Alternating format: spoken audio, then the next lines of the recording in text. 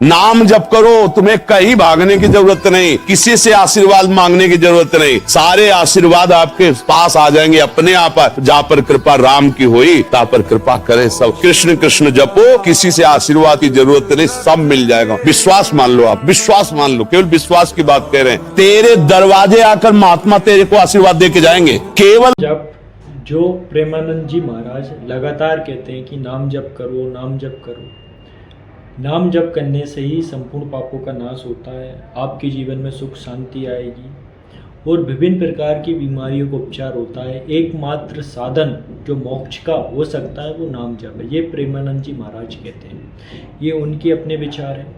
लेकिन वहीं आचार्य प्रशांत कहते हैं कि नाम जप करने से क्या पेट की बीमारी ठीक हो जाएंगी, छाले ठीक हो जाएंगी। मतलब वो कहीं ना कहीं नाम जप करने के मतलब कंट्रोवर्स में अपने तथ्य प्रस्तुत करते हैं। भाई ओशो कहते हैं नाम जप करने से शांति नहीं मिलेगी, सब मिल जाएगा लेकिन शांति के लिए तुम्हें नाम जप करने की ज़रूरत नहीं है, मतलब उससे आपको शांति नहीं मिलेगी। कहीं ना कहीं प्रेमानंद महाराज जी के जो विचार है कहीं ना कहीं आचार्य प्रशांत भी काट रहे हैं और ओशो भी काट रहे हैं।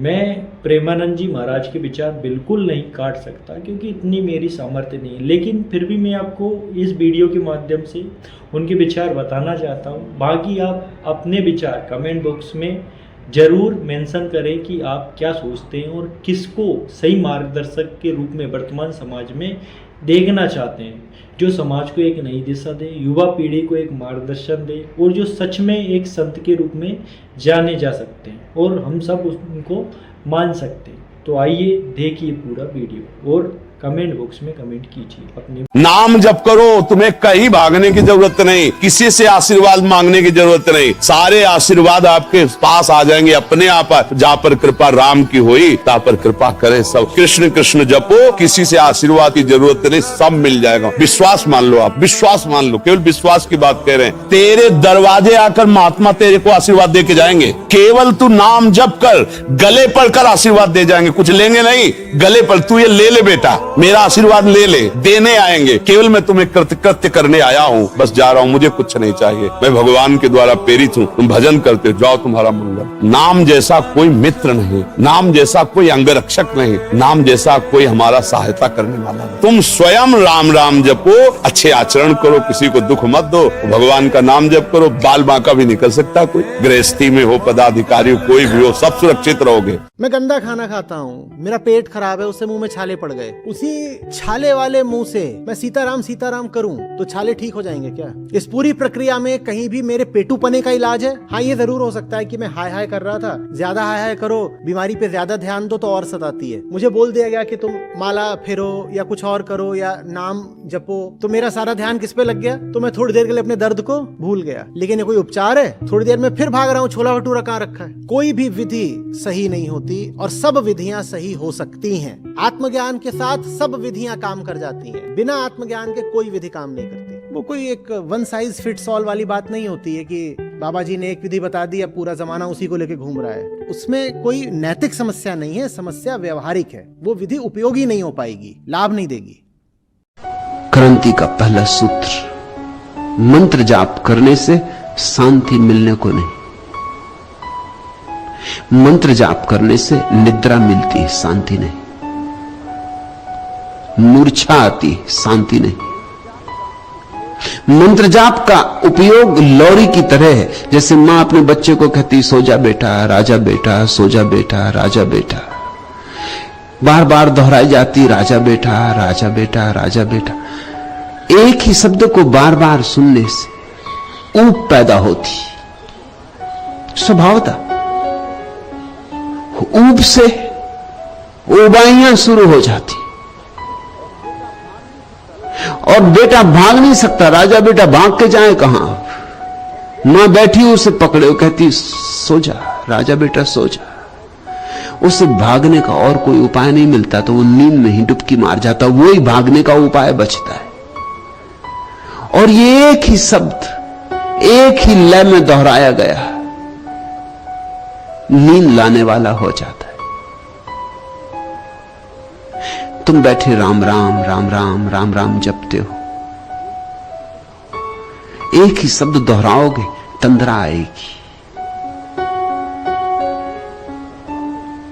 एक ही शब्द दोहराओगे, उस शब्द की पुनरुक्ति से सम्मोहित हो जाओगे।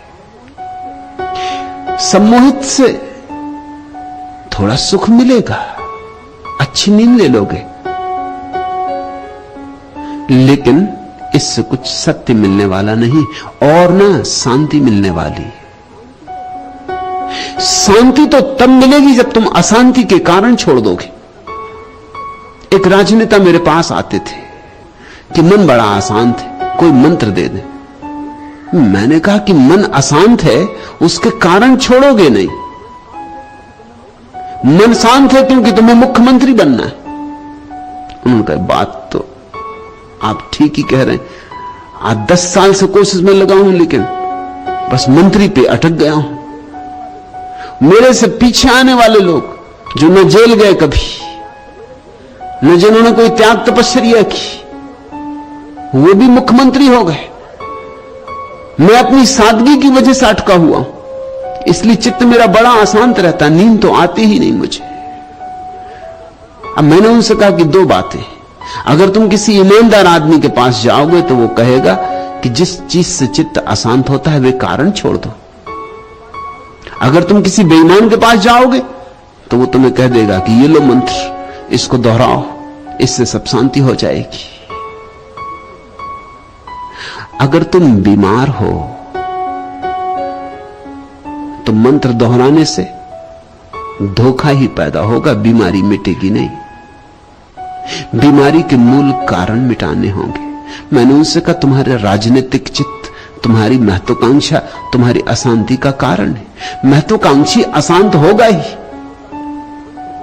महत्वाकांक्षी शांत हो कैसे सकता है?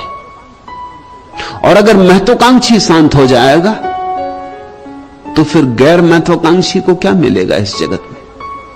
फिर तो सभी महत्वाकांक्षी को मिल गया, पद भी उसको मिल गए, प्रतिष्ठा भी उसको मिल गई, धन भी उसको मिल गया और मोक्ष भी उसको मिल गया। फिर गैर महत्वाकांक्षी को क्या बचेगा? कुछ उसको भी बचने दो, बाहर का तुम संभाल लो, गैर महत्वाकांक्षी को कम से कम भीतर का तो बचने दो। लेकिन वो बोले कि ये तो मैं कर नहीं सकता कि अभी छोड़ दूं। छोड़ना है एक दिन जरूर, क्योंकि देख लिया सब। मैंने कहा अभी देखा नहीं। अगर तुमने देख लिया तो तुम ये कभी ना कहोगे कि छोड़ना है एक दिन जरूर, तुम अभी छोड़ दोगे। अगर देख लिया सब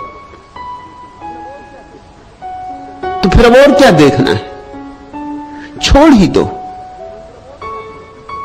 शांति अपने से घटित हो जाएगी। कांटे की सेज बिछाकर लेटे हो, कहते हो शांति मिलते नहीं, कांटे चुभ रहे, मंत्र दो कोई। मैं तुमसे कहता हूं इस सेज पे मत लेटो, ये कांटे तुम्हें तकलीफ दे रहे हैं, छोड़ो। तुम कहते हो छोड़ना है एक दिन, जरूर छोड़ेंगे, देख लिया सब। मगर ये सब बहाना है। पश्चिम के देशों में मंत्रों का प्रभाव बढ़ रहा है सिर्फ एक कारण से, क्योंकि पश्चिम ने बहुत अशांति इकट्ठी कर ली। महत्वाकांक्षा के कारण बहुत अशांति इकट्ठी हो गई। अब मंत्र चाहिए। मंत्र सिर्फ धोखे, मंत्र